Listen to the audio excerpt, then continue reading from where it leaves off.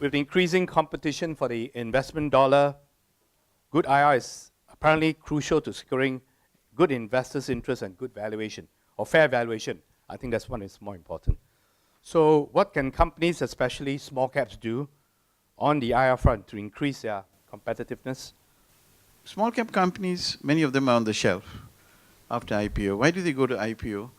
They go to the public to raise funds. Having raised funds, they're not taking care of the public who invest in their company. So my lamentation is this, that they have completely ignored the importance of investor relations. And quite a number of them, when they get in trouble, they come to SIAS to resolve the problem in the boardroom. And if not, we have dialogue sessions and we organize communication events. So I think there has to be something done about the small caps.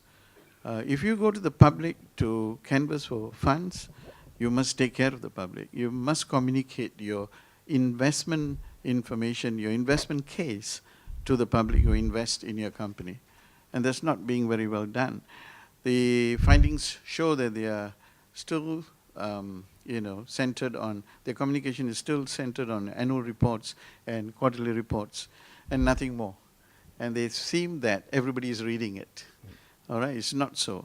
So if you want small caps to do well, you've got to step up communication.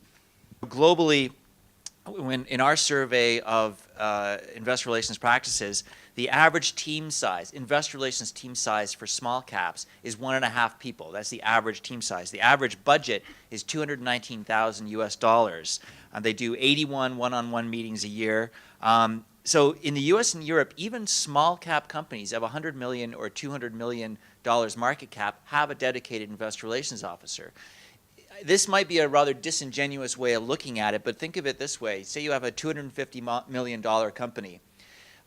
If the investor relations function is able to increase valuation by 0.1%, that's $250,000. Shouldn't you spend that on investor relations? And here's another point too, is another reason why you should have a dedicated IR function. The function itself multiplies, and what I mean by that is that an IR department not only does all the functions that we looked at in this survey, it fulfills other unspoken functions, such as, for example, competitive intelligence, monitoring what peers are doing and what the street is saying about the company. All that adds to a company's strategy and operations. Also, a number of service providers in the IR ecosystem, again, multiply the efforts of a dedicated investor relations officer.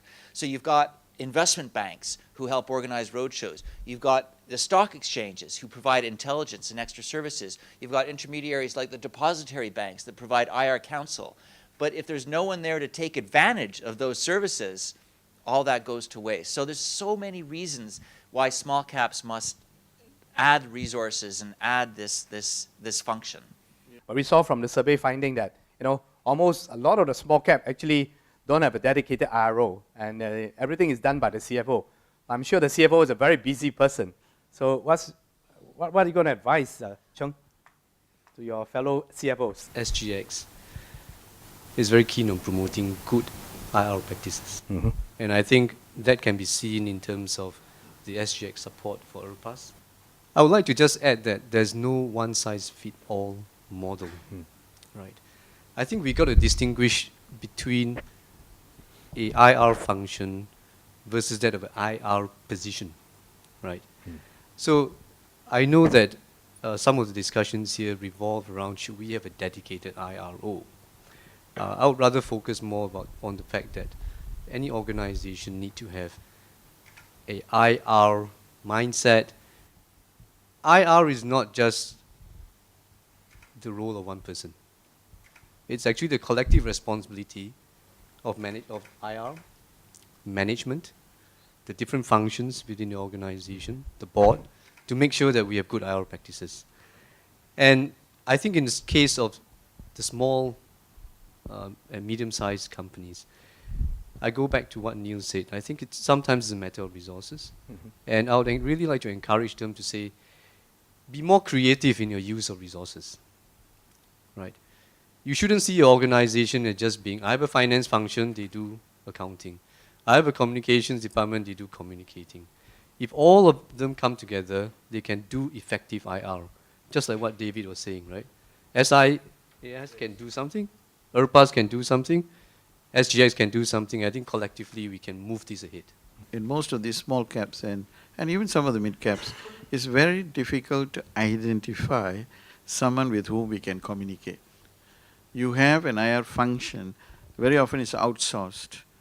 And when you want to speak to someone in the company about a problem that you're having regarding your investment in the company, I get a lot of complaints from small investors saying that we ring the company and they toss us around, the line goes off. And they're not able to get anyone.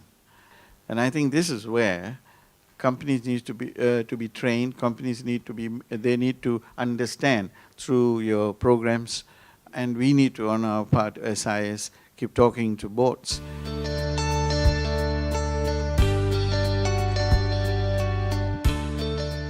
With the calls for greater transparency and accountability, organizations are increasingly challenged to balance good corporate governance, compliance, and accountability while remaining competitive and commercially viable. So with this backdrop, what is the role of the IROs in keeping up with increasingly stringent compliance requirements and respond to changes in the regulatory environment? How can IROs understand all elements of finance and non-financial reporting? Is going back to school and obtaining qualifications the way? Or perhaps maybe our panelists can share some of their thoughts. I think the person that is doing the IR role does not necessarily have to be an expert in everything, right? I think the key is how this person can leverage upon the knowledge within the organization. So, for example, for myself, I work in a fairly large organization. I cannot know everything that happens in that organization, but it's important for me to know who to go to get information, right? So I think that's one of your questions. The second one, I think, was about governance and rules and regulations. I think it's something that you just have to keep abreast of. Okay. Right. I think you just have to put in the time to understand what's happening, within the organization, within the regulations, within the industry that you're in. And there's no substitute for that. For a long time, I think corporations have taken the view that good corporate governance does not mean good financial performance. Now that's been debunked by quite a number of university researchers. St. George's University, SMU, they have all come up with the findings that no, investors are prepared to pay a premium for companies that are run well, governed well. So IROs play a very important role in advising the CFO and in turn the CEO and the board on the importance of complying with the code, corporate governance code, and the OECD standards. Now you want to lift the game.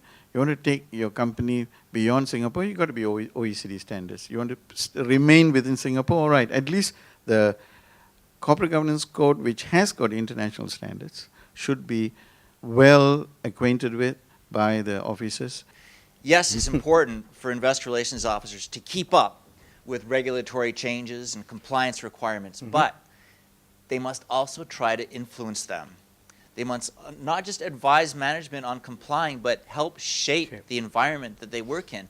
So, again, looking to my experience in North America and Europe, take, for example, NERI in the US. They play a strong advocacy role in Washington, D.C. In fact, they're based just outside of Washington, D.C.